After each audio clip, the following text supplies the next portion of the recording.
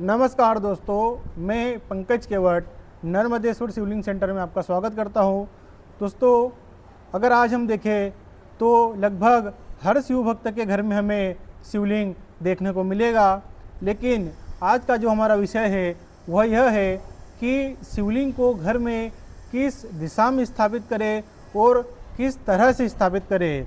कभी कभी इन चीज़ों की जानकारी न होने के अभाव में हमें जो पूजा का उचित फल मिलना चाहिए वह नहीं मिल पाता, क्योंकि अगर शिवलिंग की जो दिशा है वह अगर उचित दिशा न हो और उचित दिशा में स्थापित न किया गया हो तो हमें उचित फल की प्राप्ति नहीं हो पाती।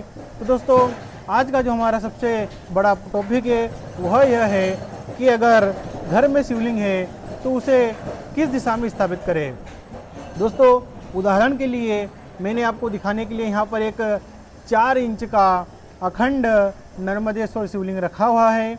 यह जो शिवलिंग है यह हमने ऑर्डर पर तैयार किया है। सबसे पहले में हम लोग बात करते हैं कि शिवलिंग की दिशा किस दिशा में रखना चाहिए, उसके बाद इस शिवलिंग के बारे में बात करेंगे। तो दोस्तों, शिवलिंग जो है, जो भगवान शिव है उनकी जो दिशा है वह 8 दिशाओं में से जो ईशान कोण होता है, यानी कि ईशान दिशा होती है, उस दिशा को भगवान शिव की दिशा कहा गया है। और यह जो ईशान है, अब मैं आपको समझाता हूँ कि ईशान कोण क्या होता है। जिसे 4 दिशाएं होती हैं, पूर्व, पश्चिम, उत्तर और दक्षिण। तो पूर्व और उत्तर के बीच की जो दिशा होती है उसे ईशान कोण कहते हैं। और यह जो शिवलिंग है, अगर मान लीजिए कि यह आपका घर है, आप अपने घर में बैठे हुए हैं, तो जो शिवलिंग है वह पूर्व दिशा की ओर होना चाहिए। यानी कि यह जो शिवलिंग का मुख है, यह जो मुख है यह इस तरीके से होना चाहिए कि हमारा जो फेस है वह पूर्व दिशा की ओर रहे। और शिवलिंग की जो जलाधारी होती है, यह शिवलिंग है, इसका मुख इधर की ओर, यानी कि हमें जब शिवलिंग की पूजा करें तो हम पूर्व दिशा में मुँह करके बैठे। अगर हम पूर्व दिशा में मुँह करके बैठते हैं तो जो शिवलिंग है वह भी पूर्व दिशा की तरफ ही रहेगा। और जो जलाधारी है वह दाहिने बाएं हाथ, यानी कि जो हमारा उल्टा हाथ होता है उस तरफ जो है जलाधारी पर से जो पानी होता है अभिषेक का, वह बहना चाहिए। आसान शब्दों में अगर मैं समझाऊं तो घर में शिवलिंग पूर्व दिशा में रखना चाहिए और जो उनकी जलाधारी है उनका मुख हमेशा उत्तर में रहना चाहिए। अभी ये देख सकते हैं कि आप जिस तरफ से देख रहे हैं उधर से मैं अगर पूर्व दिशा में बैठा हुआ हूँ और यह जलाधारी का जो मुख है अगर उत्तर दिशा में है, तो यह सबसे उत्तम और एकमात्र जो है दिशा होती है शिवलिंग की स्थापना के लिए। अगर आप शिवलिंग को पूर्व दिशा के अलावा किसी भी तीनों दिशाओं में रखेंगे तो जो है इसका दुष्परिणाम सामने आता है, हमें पूजा का वास्तविक फल नहीं मिलता। अब मैं आपको समझाता हूँ कि अगर हम लोग पूर्व में मुँह करके बैठे हैं और जलाधारी का मुख उत्तर में हो, तो आप देख सकते हैं कि मैं अगर सामने कैमरे में देख रहा हूँ तो कैमरे की तरफ पूर्व की दिशा है, आप यह मान के चले, और मेरा जो उल्टा हाथ है उस तरफ उत्तर दिशा है। तो अगर मैं इस शिवलिंग पर जल चढ़ा रहा हूँ, आप देख सकते हैं, तो यह जो जल है यह उत्तर दिशा की ओर जा रहा है और इस जल ने उत्तर दिशा की ओर ही जाना चाहिए। यही जो है सबसे उचित दिशा होती है शिवलिंग की स्थापना की।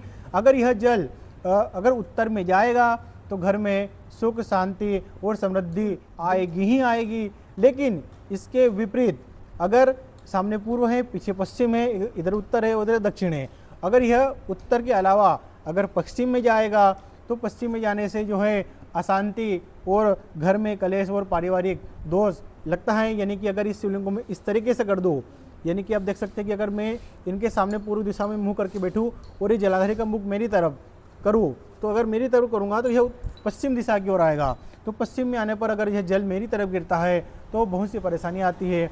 अगर वहीं अगर इस शिवलिंग को मैं इस तरीके से रख दूँ और अब अगर मैं इनसे जो है जल का अभिषेक करूँ तो यह जो जल है यह दक्षिण दिशा की ओर जाएगा।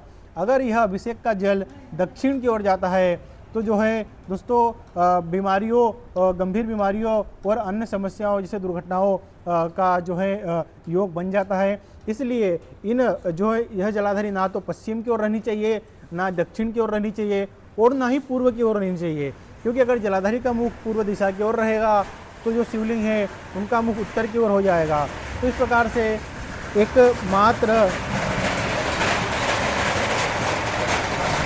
जो दिशा है शिवलिंग को स्थापित करने की वो यही है कि हम लोग पूर्व में मुँह करके बैठे और हमारा जो शिवलिंग है उनकी जो जलाधरी होती है उनका जो पानी का जो अभिषेक का जो जल है वो उत्तर दिशा की ओर बहे। तो इस प्रकार से यह थी आज की जानकारी कि हम लोग घर में स्थापित शिवलिंग को कैसे करें। अगर इसके अलावा भी आपको कुछ कन्फ्यूजन है तो स्क्रीन पर भी नंबर दिए गए हैं, कमेंट जो है हमारे डिस्क्रिप्शन में भी दिए गए हैं, आप वहाँ से फ़ोन करके हमसे संपर्क कर सकते हैं। इसी के साथ अब बात करते हैं इस वाले शिवलिंग की। यह शिवलिंग 4 इंच का अखंड नर्मदेश्वर शिवलिंग है और इनका जो प्रकार है वो स्वयंभू है। अखंड का मतलब होता है ऊपर वाला भाग शिवलिंग, नीचे वाली भाग जलाधरी, दोनों एक ही पत्थर को तराश कर बनाए गए हो। यह शिवलिंग हमने माँ नर्मदा के पवित्र पत्थरों को तराश कर निर्माण किया है और यह ऑर्डर पर एक भैया ने मंगवाया है जो कि यूनाइटेड स्टेट में रहते हैं, लेकिन उनको जो डिलीवरी है वो इंडिया के अंदर ही चाहिए। यह जो शिवलिंग है इनकी खास बात यह होती है कि अगर इस प्रकार की शिवलिंग आप अपने घर में मंगवाते हैं तो यह स्वयं सिद्ध होते हैं, यानी कि इनकी प्राण प्रतिष्ठा की आवश्यकता नहीं होती। इसी के साथ दोस्तों हम लोग यह जो शिवलिंग के निर्माण का काम है कई वर्षों से करते आए हैं और हमारे इस चैनल पर हम भगवान शिव से जुड़ी कई सारी जानकारी अपलोड करते हैं। अगर आपको ये जानकारी अच्छी लगी हो तो वीडियो को लाइक करना बिल्कुल भी ना भूलें, कमेंट में हर हर महादेव जरूर लिखें। इसी के साथ यह वीडियो आप अपने दोस्तों मित्रों परिवार के साथ भी शेयर करें ताकि उन्हें भी पता चले कि जो है शिवलिंग की पूजा किस प्रकार से करनी चाहिए। इसी के साथ दोस्तों मिलते हैं अगले वीडियो में, तब तक के लिए नर्मदे हर, धन्यवाद। ओम नमः शिवाय।